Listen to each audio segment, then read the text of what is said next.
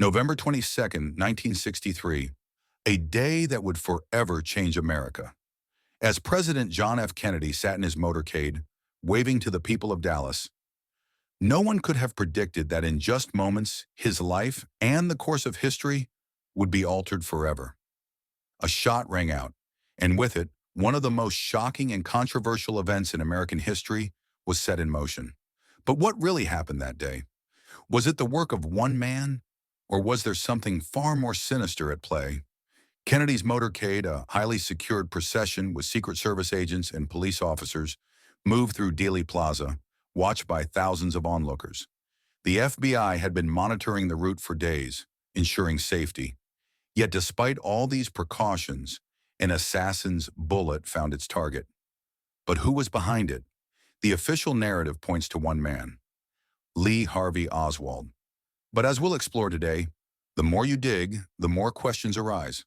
Questions that remain unanswered to this very day. It's 12:30 p.m., and President Kennedy's motorcade is on the move, making its way through Dealey Plaza. As the car turns a corner, a shot rings out. The president is struck. But was this the result of a single gunman? The chaos that followed the shots leaves a trail of contradictions.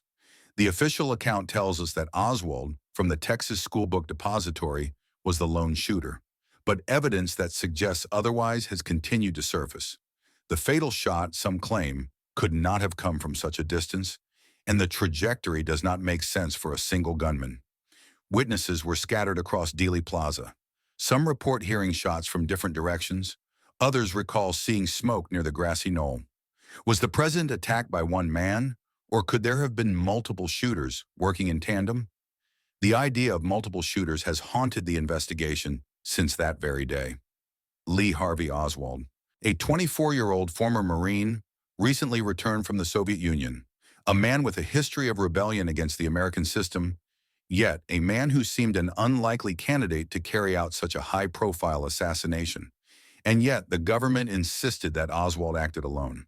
Oswald's actions leading up to the assassination raised suspicions. He was a man with few clear allegiances, yet a passionate hatred for U.S. foreign policy. Within a month of arriving in Dallas, Oswald found work at the Texas School Book Depository. It was a job secured by a simple phone call. Coincidence? Or was someone orchestrating this from behind the scenes? His arrest was swift, and the case was quickly made against him. But the question remains, was Oswald truly the lone assassin? Or was he merely a pawn in a much larger, more intricate conspiracy? As the motorcade rolled by, something strange happened. Witnesses heard shots from different directions, one from the Texas Book Depository, but another from the grassy knoll, located just a few meters away. Eyewitnesses claimed to have seen a figure behind the fence on the knoll just moments before the shots were fired.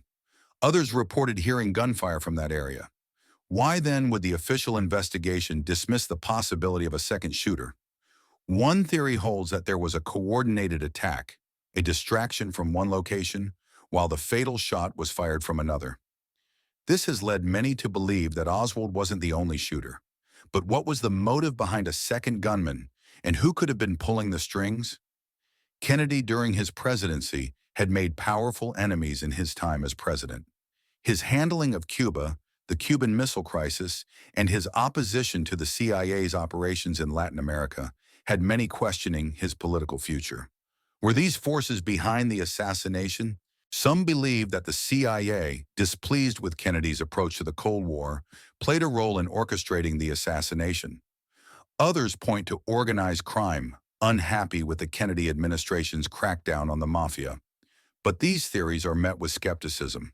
The question is, who really stood to gain from Kennedy's death, and did they have the power to carry out such a covert operation?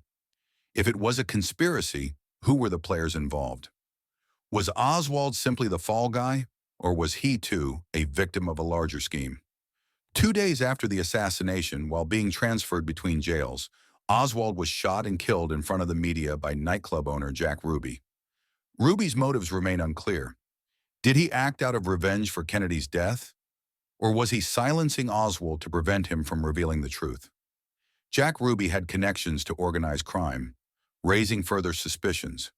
Did he have help in executing the killing, or was he simply a man acting on his own?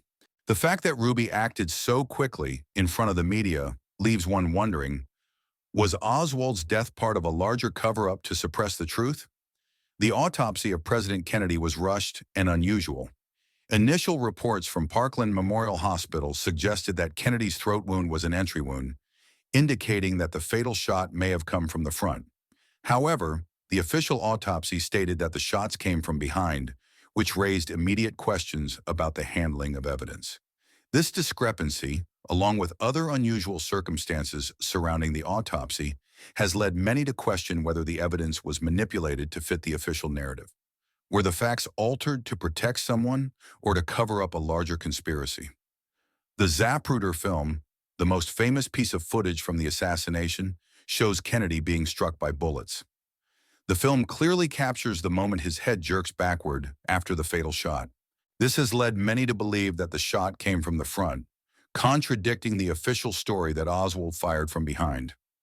But the Zapruder film is not the only piece of evidence that could offer insight into what happened. Other photographs and films from that day remain hidden or lost. Could there be other visual evidence that reveals the true nature of the assassination? Despite the mountains of evidence, the government has always insisted that Oswald acted alone.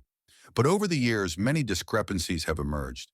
Discrepancies that suggest something much more sinister. In the years following the assassination, countless investigations were launched, but many critical pieces of evidence were either overlooked, lost, or destroyed. Why was there such a concerted effort to suppress certain facts? Could the government have been protecting certain powerful individuals or agencies? The theories range from the CIA being involved to military-industrial complex forces seeking to remove Kennedy. Whatever the case, the cover-up continues to cast a shadow over the assassination, and the truth seems further out of reach with every passing year. Over 60 years have passed since President Kennedy's assassination, and still the questions remain. Was Oswald truly the lone assassin, or was he part of a much larger conspiracy? Who really pulled the trigger, and why was he silenced? The story of Kennedy's death is a tangled web, with new revelations and new questions emerging with each passing decade. Perhaps one day, the full truth will come to light, but for now we are left with a legacy of unanswered questions and a deep, unsettling mystery that continues to haunt America. The truth, it seems, is still out there, waiting to be uncovered.